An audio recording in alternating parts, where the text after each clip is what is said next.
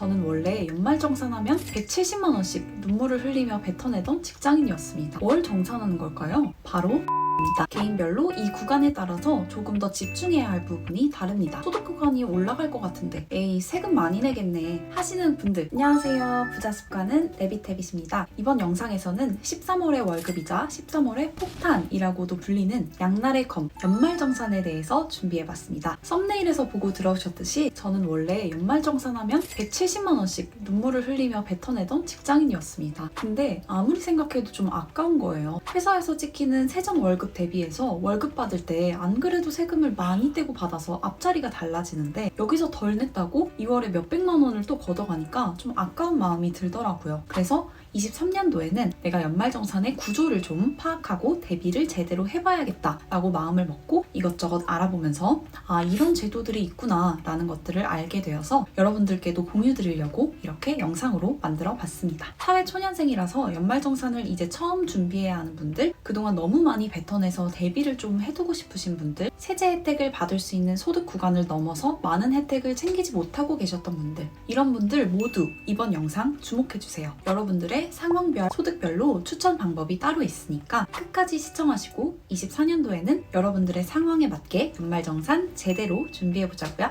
그럼 먼저 연말정산이 뭔지 알아야겠죠? 말 그대로 해석해보면 연말에 뭘 정산하는 건데 뭘 정산하는 걸까요? 바로 세금입니다. 우리가 매월 월급을 받을 때 세금을 떼고서 받잖아요. 근데 나라에서는 개개인의 상황을 모르니까 우선은 일괄적으로 정해진 금액을 뗀 다음에 1년이 끝나고 그 다음 해 1월에 개인의 상황을 고려해서 세금을 많이 낸 사람은 그만큼 돌려주고 세금을 덜 낸 사람은 더 걷어가는 작업을 하는 것이 바로 연말 정산입니다. 연말 세금 정산인 거죠. 예를 들어 노부모를 모시고 사는 사람과 혼자만 책임지면 되는 1인 가구의 경우 동일한 월급을 받아도 개인의 상황이 다르기 때문에 나라에서 이런 부분들을 반영을 해서 정산을 해주는 시스템이라고 이해하시면 될 것 같습니다. 연말정산에서 크게 알아야 할 개념은 두 가지인데요. 바로 소득공제와 세액공제입니다. 제가 아주 쉽게 설명드릴게요. 소득은 세금을 내지 않아도 되는 소득과 세금을 내야 하는 소득 두 가지로 나뉩니다. 여기서 소득공제는 말 그대로 세금을 매기는 소득을 공제해주는 거예요. 내가 세금을 내야 하는 소득이 예를 들어 4천만 원이다. 근데 소득공제로 1천만 원을 공제받는다고 치면 이제 세금 계산을 할 때 내 소득이 3천만 원이다 라고 계산이 되는 거죠. 그러면 세액공제는 뭐냐? 세액공제는 내가 내야 할 세금을 깎아주는 겁니다. 내 소득이 3천만 원이 됐어요. 예를 들어 그러면 내가 내야 할 세금이 300만 원이라고 칠게요. 그럼 여기서 내가 세액공제를 100만 원 받는다 라고 치면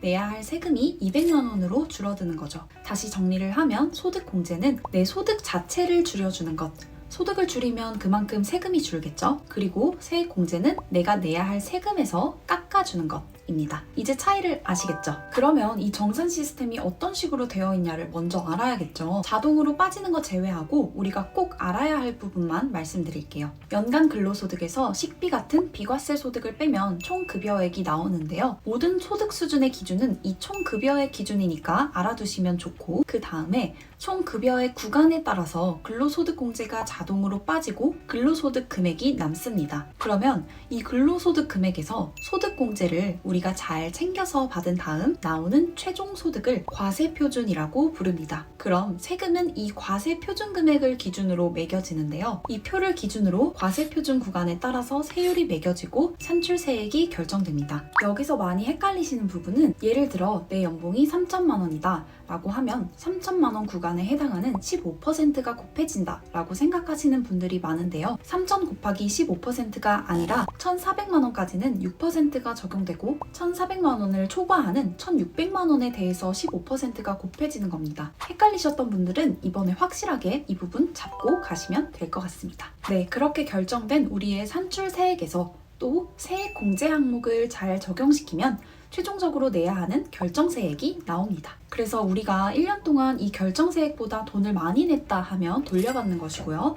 결정세액보다 적게 냈다 하면 그만큼 뱉어내는 것이 연말정산입니다. 자, 그럼 우리는 우리의 과세표준 구간이 어느 정도 되는지를 알고 계실 거예요. 개인별로 이 구간에 따라서 조금 더 집중해야 할 부분이 다릅니다. 왜냐면 예를 들어 연소득 3천만 원이면 세금 300만 원을 내야 한다고 가정을 하면 연소득 6천만 원이면 그 2배인 600만 원의 세금을 내는 게 아닙니다. 과세 표준 구간을 보시면 소득이 높아질수록 퍼센트가 높아지는 걸 보실 수 있죠. 그래서 연소득이 6천만 원이면 3천만 원일 때 2배인 600만 원이 아닌 세금 800만 원 정도를 내야 하는 격인 것이죠. 정확한 계산은 아니고 예시를 든 겁니다. 따라서 당해 소득이 높을 것으로 예상되면 소득 구간을 낮춰주는 소득 공제에 조금 더 집중을 하시면 좋고요. 나는 소득이 매년 일정하다. 아직 사회초년생이라서 고소득 구간은 아니다. 하시면 소득 공제도 물론 다다익선으로 할 수 있는 건 전부 다 하셔야 하고 그 다음으로 세금 자체를 깎아주는 세액공제 항목들에 집중을 하시는 게 좋습니다. 왜냐면 세액공제 항목 중에 소득 기준과 무주택 기준이 있기 때문에 고소득자보다 상대적으로 사회초년생분들이 혜택을 받기 유리하기 때문입니다. 그러면 먼저 소득공제 항목들에 대해서 말씀드릴게요.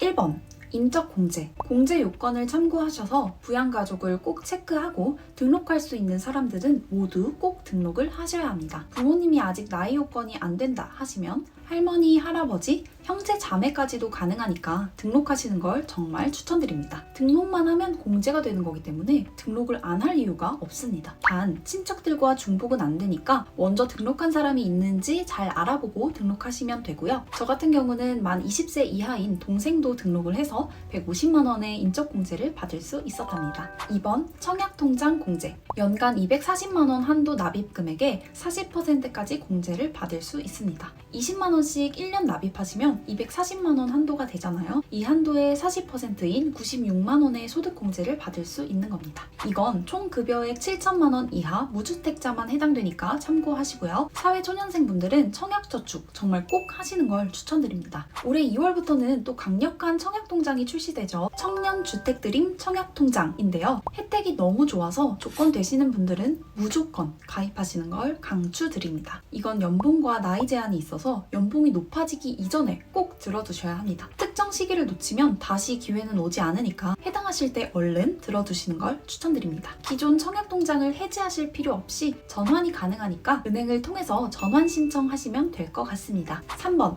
신용카드, 체크카드 사용. 총 급여액의 25% 이상 사용분부터 신용카드는 15%, 체크카드는 30%의 공제를 받습니다. 총 급여의 25%까지 소비는 신용카드 혜택을 누리면서 신용카드 사용하는 것을 추천드리고요. 그 이상의 금액 지출 시에는 체크카드 사용을 추천드립니다. 저 같은 경우는 월 초에는 신용카드를 사용해서 실적을 채울 때까지는 신용카드 혜택을 보고요. 그 이후로는 체크카드를 사용하고 있습니다. 4번으로는 소득공제 채권, 벤처투자 조합 출자라는 항목이 있습니다. 나 올해 보너스 많이 받았는데 올해 실적 좀 좋아서 소득 구간이 올라갈 것 같은데 에이 세금 많이 내겠네 하시는 분들, 총 급여 7천만 원 이상이라 혜택을 많이 누리지 못하는 고소득자분들 집중해 주시면 좋을 것 같아요. 투자 금액의 100%를 소득공제 인정하는 정부의 세제 혜택 채권입니다. 3천만 원까지 100% 인정, 그 이상의 금액부터는 이렇게 인정이 되는 상품입니다. 쉽게 말하면 제가 1,000만 원의 소득공제 채권을 샀습니다. 즉, 제 돈 1,000만 원을 정부에서 인정한 벤처기업에 투자를 해준 거죠. 그러면 정부에서 정한 3년이라는 시간 동안 제가 투자한 1,000만 원을 기업에서 활용을 하고 그 이후에 원금과 이자를 돌려주는 방식인데요. 이 채권은 이율이 2% 정도로 낮아서 이자를 보고 투자하는 채권은 아니고요. 말 그대로 소득공제 혜택을 보고 투자하는 채권입니다. 채권을 투자한 첫 해의 소득이 제가 투자한 금액의 100%, 즉 제가 1,000만 원을 투자했으면 1,000만 원이 소득 공제가 되는 겁니다. 제 소득 구간이 1,000만 원 내려가는 거예요. 소득 구간 자체를 내려버리니까 저 개인적으로는 이번에 정말 큰 도움이 되었던 투자입니다. 왜냐면 저 같은 경우에는 회사에서 매년 보너스라고 하죠. 연초에 상여금이 지급되는 회사에 다니고 있는데 이게 전년도 실적에 따라 매년 달라지고 작년 같은 경우에는 상여금을 좀 많이 받아서 사회초년생임에도 불구하고 소득 구간이 위로 잡혀서 청약저축에 대한 소득공제 혜택, 월세 세액공제와 같이 소득 한도가 있는 혜택들을 하나도 못 받는 상황이었어서 이 소득공제 채권이 절세에 있어서 가뭄의 단비 같은 큰 역할을 했습니다. 하지만 모두 모든 투자 상품에는 리스크가 있으니까 잘 알아보시고 현명한 판단을 내리는 걸 추천드립니다. 제가 생각할 수 있었던 리스크는 3년 동안 제 1,000만 원이 어떻게 보면 묶이는 거잖아요. 근데 3년 안에 이 벤처기업이 망하면 어떡하지? 내가 원금을 회수하지 못하면 어쩌지? 라는 것이 있었고, 그래서 저는 직접 제가 투자할 벤처기업의 설명회를 듣고 그 회사의 비즈니스 구조가 탄탄하다는 걸 스스로 판단한 뒤에 투자를 했습니다. 다음으로는 세액공제 항목을 말씀드리겠습니다. 1번 월세 세액공제. 총급여 7천만 원 이하인 무주택자, 시세가 4억 원 이하인 그리고 85제곱미터 이하인 집에 전입신고가 되어 있으면 가능하고요. 1년간 내가 낸 월세 750만 원 한도로 총급여 7천만 원 이하는 15%, 5,500만 원 이하는 17%의 세액공제를 받을 수 있습니다. 예를 들면 제가 총급여 7천만 원인 무주택자이고 월세 50만 원씩 1년간 냈다면 제가 낸 600만 원에 대해서 15%인 90만 원을 세액공제 받을 수 있습니다. 제 산출세액이 100만 원이라면 90만 원의 공제가 되니까 결정세액이 10만 원이 되는 것이죠. 이렇게 세액공제는 세금 자체를 깎아주는 거라 효과가 좀 더 확 다가오는 게 느껴지시죠? 2번으로는 연금저축. 이거는 연금저축만 따로 다루는 컨텐츠가 있는 만큼 되게 유명한 세액공제 방법인데요. 노후 대비를 위해서 젊을 때 미리 저축해두자라는 취지의 상품이고요. 정부는 노년 빈곤율을 개선하기 위해서 이런 연금저축을 하는 분들께 세액공제 혜택을 주고 있습니다. 연금저축 600만 원, 퇴직연금 계좌인 IRP는 900만 원까지 공제 한도이고요. IRP 안에 연금저축이 있다고 생각하시면 될 것 같습니다. 그래서 연금저축으로 600만 원 한도만큼 공제를 받는다면 IRP로는 300만 원 한도만큼 공제를 받을 수 있다고 생각하시면 됩니다. 세액공제율은 총급여 5,500 이하는 16.5%, 5,500 초과는 13.2%의 공제를 받을 수 있습니다. 예를 들어 제가 연봉 7천만 원이고 연금저축을 600만 원 했다고 하면 79만 2천 원을 세액공제 받을 수 있는 겁니다. 납입 기간과 한도는 정해져 있지 않고요. 매달 나눠서 자동이체를 걸어둬도 되고 12월 마지막 주에 600만 원을 한 번에 넣어도 혜택을 받을 수 있습니다. 또 이 600만 원 한도를 다 채울 필요는 없고 중요한 건 이 돈은 만 55세 전까지 뺄 수가 없습니다. 빼면 세금 혜택 받은 걸 다시 토해내야 합니다. 그렇기 때문에 꼭 여유자금으로 하시는 걸 추천드리고요. 개인적으로 추천하는 방법은 연말정산 미리 보기 시스템을 활용해서 연말에 한번 돌려보는 거예요. 그런 다음에 내가 세금을 50만 원 정도 뱉어낼 것 같다. 그러면 계산을 하는 거죠. 여유가 된다면 400만 원을 입금해서 13.2%를 세액공제 받으면 52만 8천 원이 공제니까 오히려 2만 8천 원을 돌려받게 되겠죠. 이거는 한 번 넣으면 오랜 기간 동안 뺄 수 없는 돈이니까 꼭 한도를 꽉꽉 채워서 넣어두실 필요는 없고 여유 자금으로 미리 계산을 해서 상황에 맞게 하시는 걸 추천드립니다. 네, 이렇게 이번 영상에서는 연말정산을 잘 대비하는 방법에 대해서 말씀드렸는데요. 제가 모든 걸 다 아는 건 아니라서 지금 제 상황인 직장인 사회초년생 신분에서 할 수 있는 것들을 정리해서 말씀드렸습니다. 저와 비슷한 상황에 계신 분들이나 이제 막 사회생활을 시작하는 초년생 분들께 도움이 되었으면 좋겠습니다. 이번에 13월에 월급 받으시는 분들도 있고 상당 부분을 뱉어내는 분들도 계실 텐데요. 올해는 잘 준비해서 내년 2월에는 기분 좋게 돈방석에 앉으셨으면 좋겠습니다. 이번 영상이 유익하셨다면 좋아요, 구독, 알림 설정 부탁드리고 다음에도 좋은 컨텐츠로 찾아오겠습니다. 안녕!